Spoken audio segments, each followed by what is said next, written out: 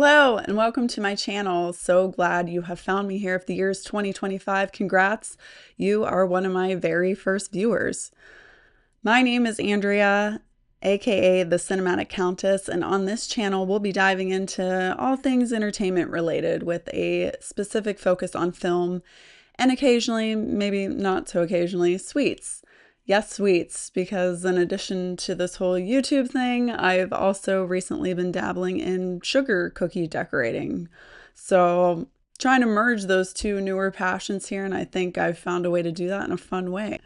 But enough about me. Let's dive into our very first review here on the channel. Today, we're talking about Osgood Perkins, the monkey.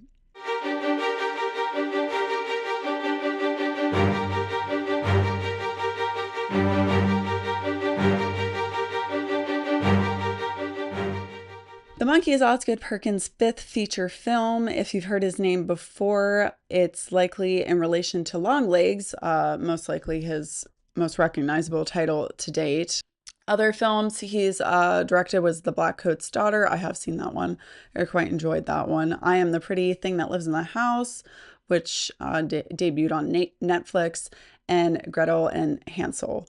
I will say, if you are a fan of Osgood Perkins, as I'm a little still filling him out. I feel like even from the trailers for The Monkey, I don't know, I didn't read a ton about it ahead of time. And I only read the short story from Stephen King's Skeleton Crew short story series after this came out. I wasn't quite expecting the tone from this, especially given Osgood's previous films. They're very dark, like sinister, moody, very much in the vein of like vibes, just very atmospheric. And The Monkey is not really that at all. It is very much a dark horror comedy. So really the first time Osgood here, as a director and a writer on this, adapting the short story from King, dipping his toes into comedy. And in fact, though, Atomic Monster, which is James Wan's production company, had already had the rights to The Monkey a while ago, and Osgood said they had a much more serious take on this, more so in the vein of the short story itself, that tone that the short story takes. And given his own personal tragic kind of loss in his life, for those who might not know, Osgood Perkins' father is Anthony Perkins, made famous for playing Norman Bates in Alfred Hitchcock's Psycho, who died in 1992 after battling AIDS-related pneumonia, which he had been keeping that illness private for a few years too before he passed. And then again, sadly, Osgood lost his mother, Barry Berenson, who was also an actress and model, so also in the entertainment industry. She tragically passed away on 9/11 as a passenger in one of the first planes that hit the World Trade Center. So he really identified with the kind of, randomness of death, I guess, in this screenplay, or the level of tragedy and unexpectedness that can come along with death. So he wanted to take a different approach with that tone than what the original Atomic Monster script had gone, stating in an interview with Empire that, why is this happening to me? He would think a lot when he was younger, but, quote, when I'm older now and you realize this stuff happens to everyone. Everyone dies, sometimes in their sleep, sometimes in truly insane ways like I experienced, but everyone dies. And I thought maybe the best way to approach that insane notion is with a smile. He also noted in this same interview that Stephen King, when he read Osgood Perkins' version of the script, had no notes, which is can be rare when King's having his works adapted. Famously, Stephen King does not like Stanley Kubrick's adaptation of The Shining whatsoever. He loathes it. So good to get those remarks from the author himself, because that always hasn't been the case with some of his adapted works. Okay, so let's dive into the general plot here of the movie. It's relatively straightforward, no spoilers version. These two brothers, Bill and Hal, who are her twin brothers, encounter this cursed monkey that was previously owned by their absent father, starts triggering a series of mysterious, absurd, over the top deaths, and they're trying to track it down, put a stop to it. There's some twists and turns there towards the end, but just as, evil monkey and overarching theme kind of is, death. There's no really rhyme or reason to death. It's truly random, just like the randomness of turning this monkey on, it beating its little drum, and then people dropping dead. So that's the basic kind of version of this. If you don't want to know anything else about the movie, I do recommend going to see it. My overall star rating for this I will share at the end. But I would recommend seeing it if you haven't yet. But from here on out, I am going to be diving deeper into the storyline here. So spoilers for the rest of the review here, diving deeper into the kind of the beats of the story. So the film actually opens with Adam Scott and what seems to be an uncredited role. I on IMDb or even Letterboxd, like his character is actually not listed. He's just in this opening scene. We soon learn that he was the father of these two twin boys, Hal and Bill. Adam Scott's character, which later we learn from a son that Hal has named his father after. His name Petey, which, if for any of my Severance fans out there, I thought that was kind of funny. Adam Scott here playing a character named Petey, which is the name of a co-worker to his character on Severance. Just kind of thought that was funny. But anyways, Adam Scott here as Petey, the twins' father, comes into a pawn shop trying to get rid of this monkey, and right away we get our first foreshadowed death with the monkey here. We see a harpoon as soon as the film opens here, and that ends up getting triggered through a series of setups there, and kills the clerk that Adam Scott's character is trying to get rid of this monkey too. So that guy dies. Adam Scott's character goes out, tries to destroy it with a flamethrower, and then we hard cut to 1999 with the twin boys discovering the monkey in a box in a closet at their parents' house, that they're just going through their dad's old things.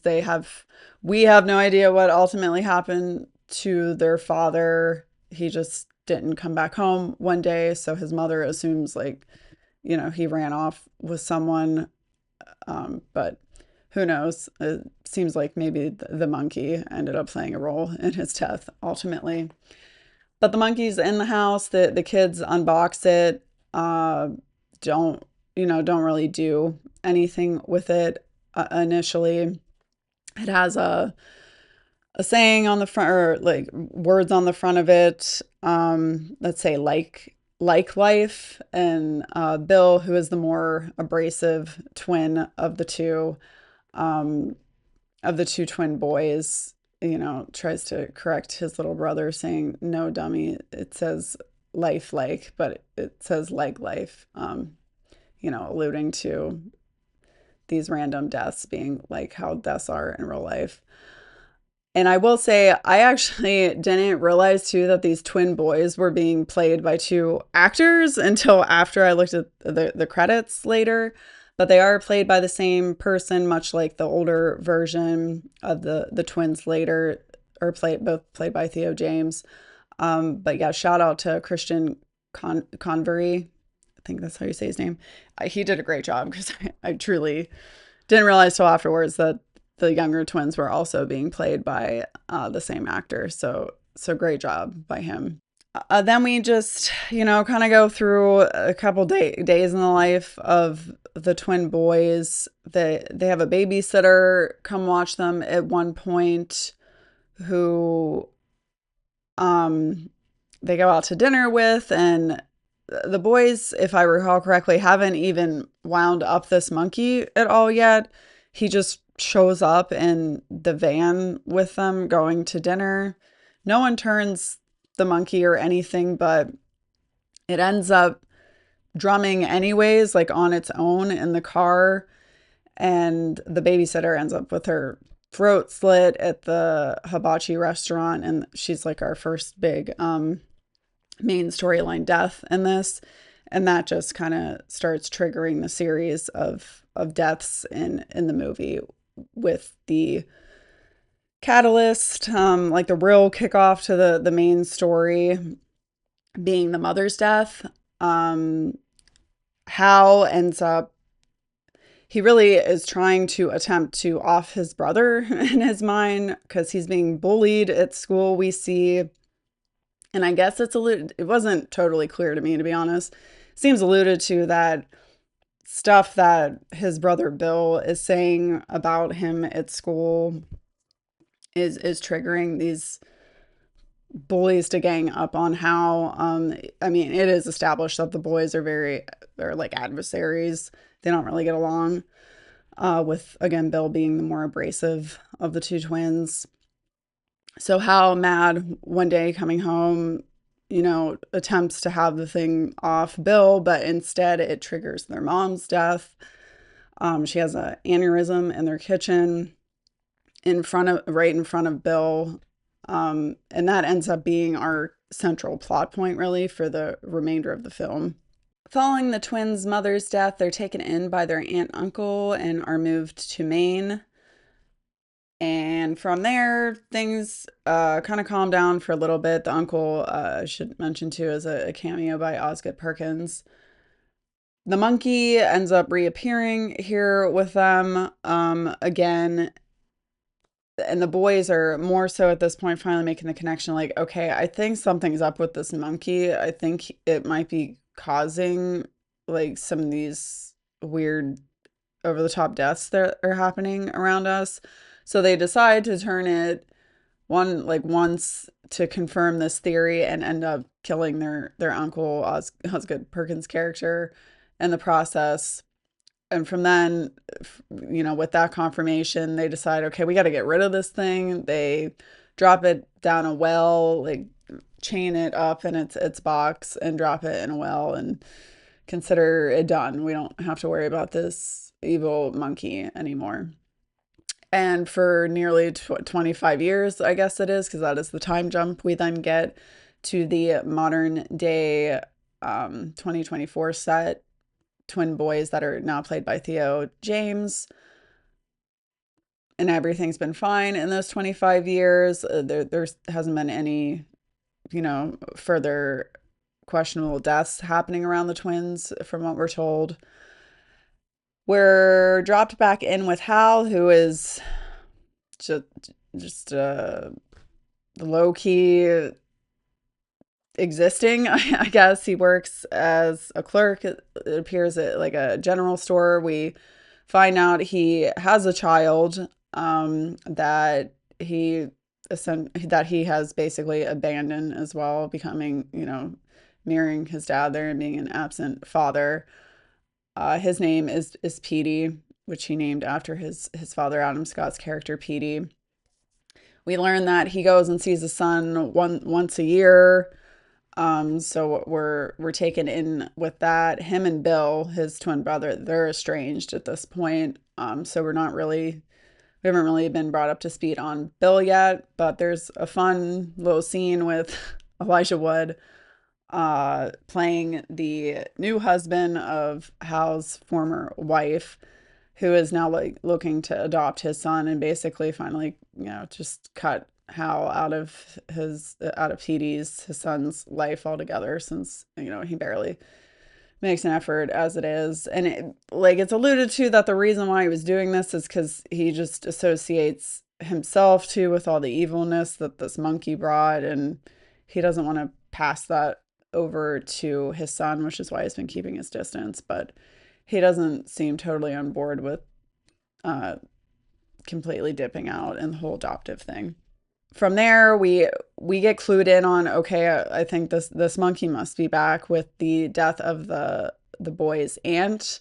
She dies in a, we hear the drumming of the monkey again, and she dies in a over the top way, with the attempting to get her pilot light back on and setting her whole head on fire, running out and getting impaled on a for sale sign in the front of her house. Just again, all these, and they're all played for laughs too. Every death is played for a laugh rather than being some tragic or like scary thing. But that sets alarm bells off for Hal.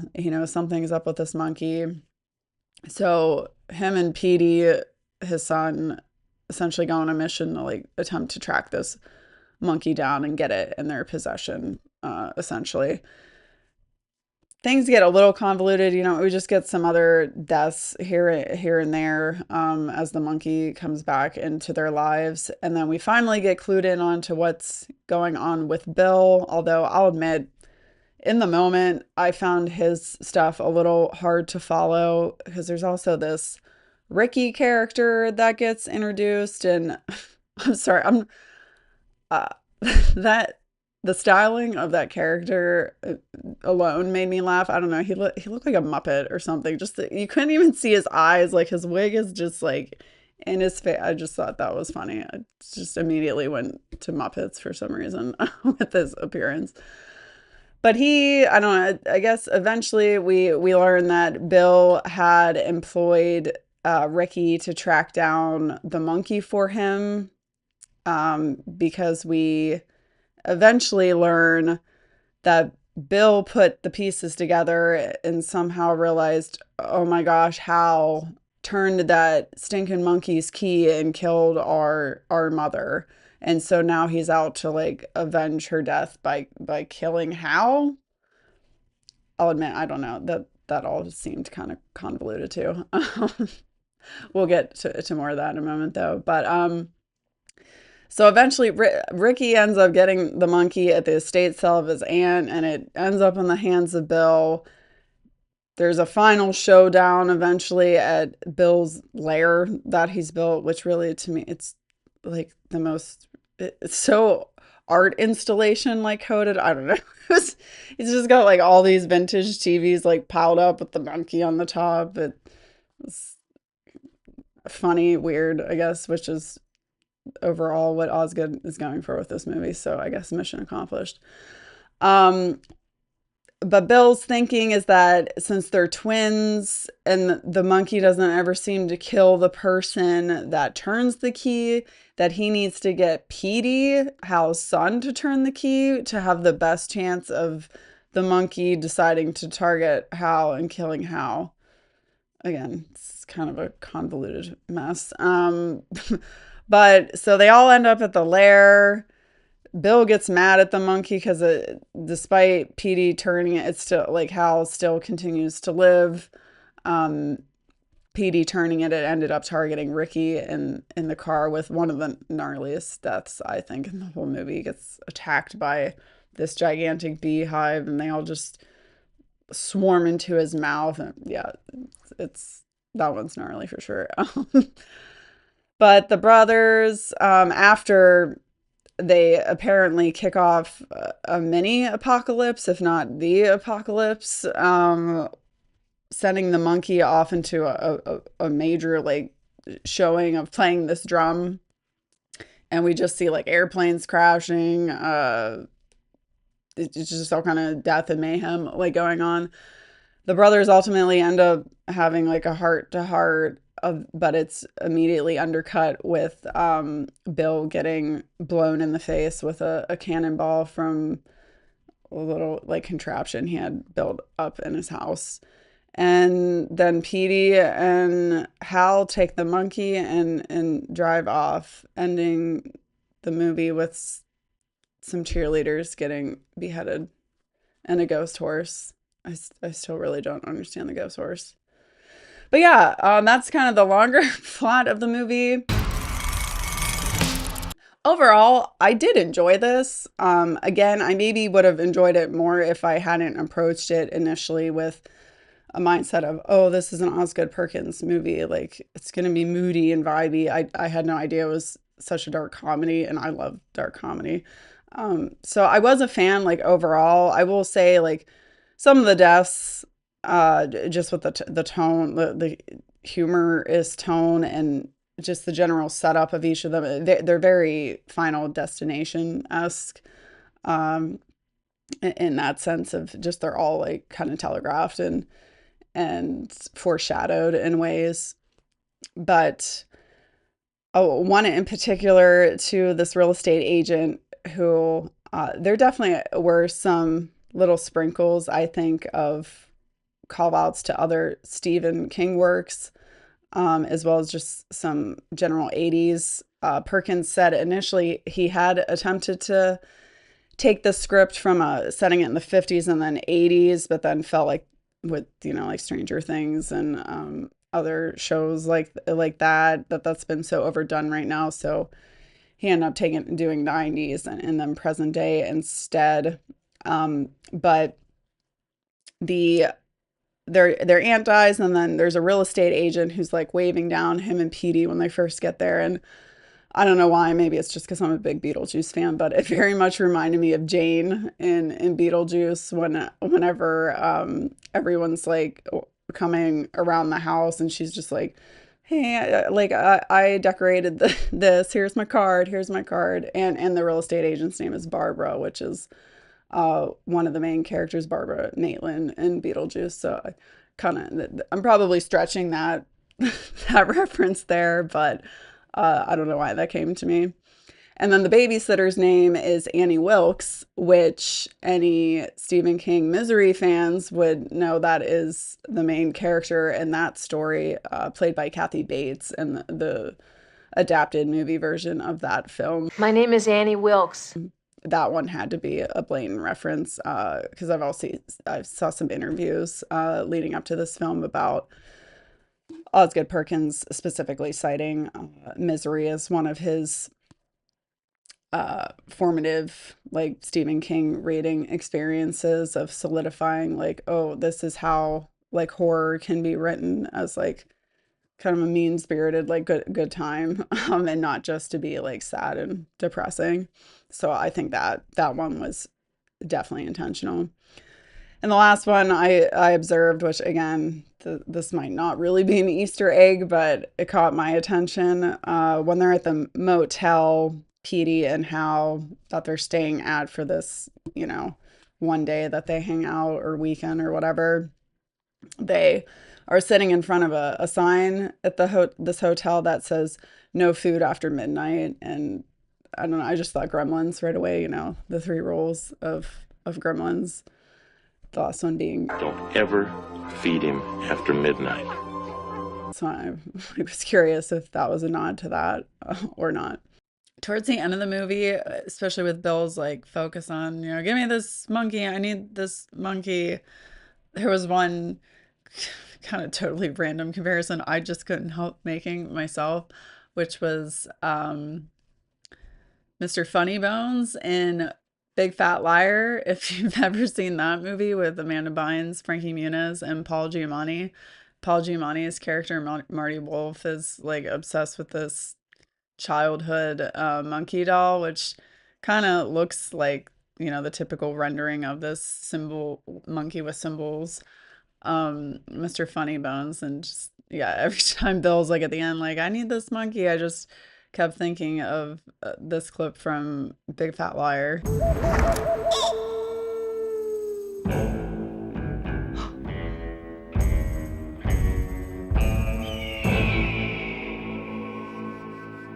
Give me back my monkey. Come and get him. And funny enough, Big Fat Liar takes place on the Universal Studios lot, which contains the Psycho House. So there you go, connections abound. Yeah, overall, I didn't enjoy this. There were some goofy things. I mean, the general plot is relatively, paper thin, which I think kind of came across in the recap of it. my biggest like question gripe though, I guess, is just why was this Bill's plan? Like, why did he need the monkey to kill Hal? I don't know. Like, if he was that hell bent on killing his brother, like, why couldn't he just do it himself? If like that was his whole motivation and driving force for getting this monkey, just to keep turning it or getting someone else to turn it by his logic too. Yeah, I don't know.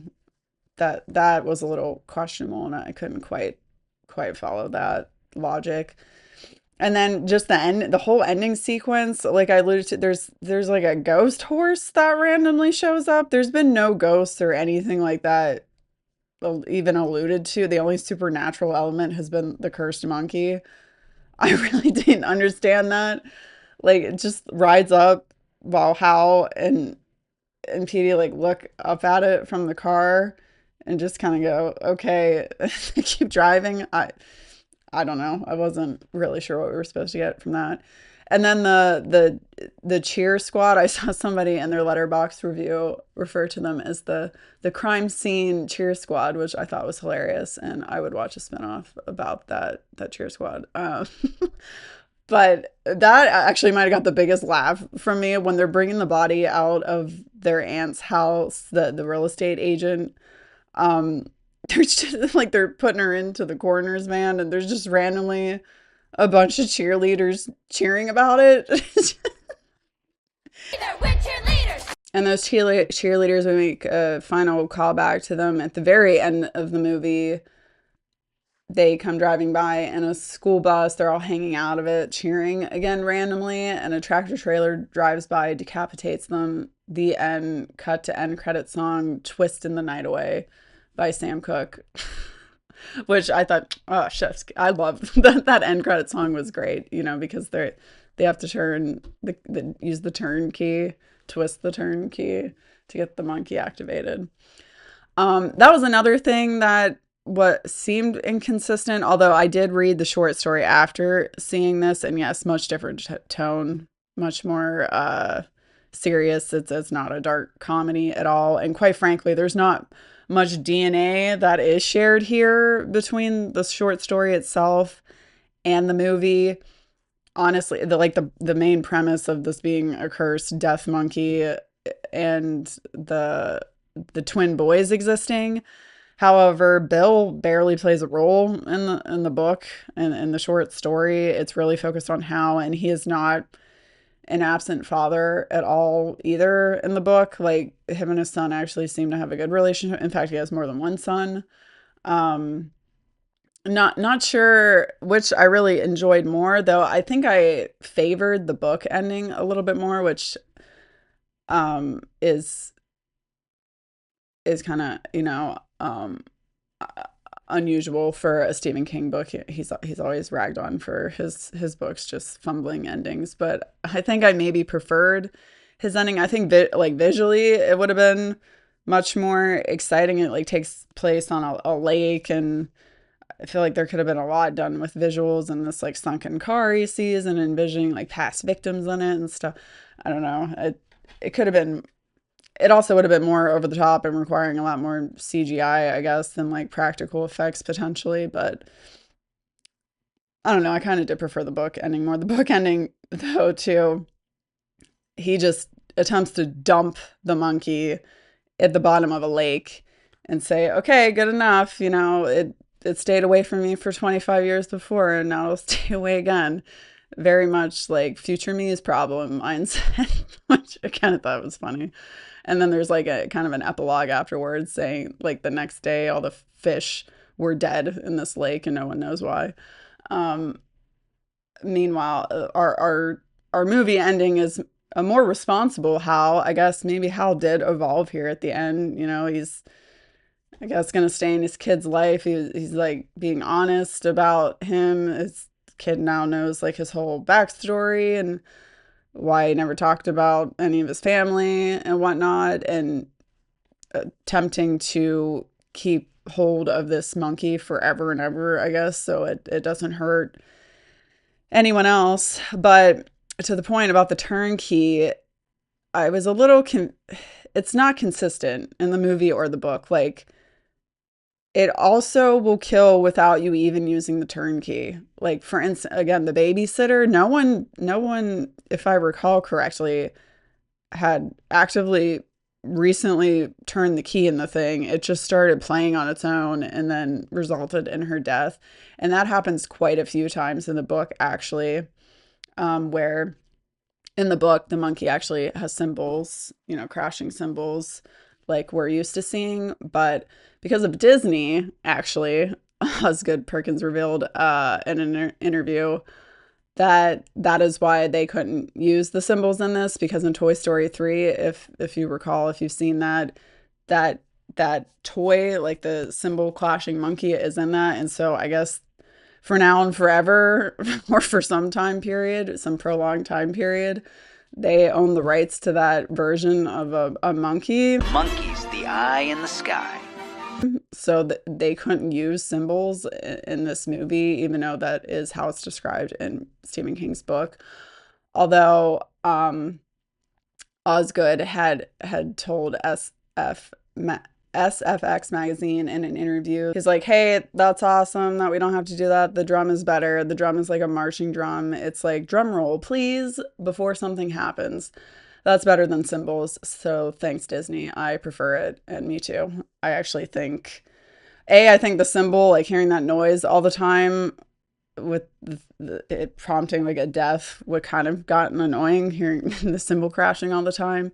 And I think visually, because the monkey like puts his hand up, the drumstick like twirls in his hand, and then he starts drumming. I think visually it actually it's more appealing too. So I'm kind of glad they were forced into a corner and not had to revert to something besides the symbols.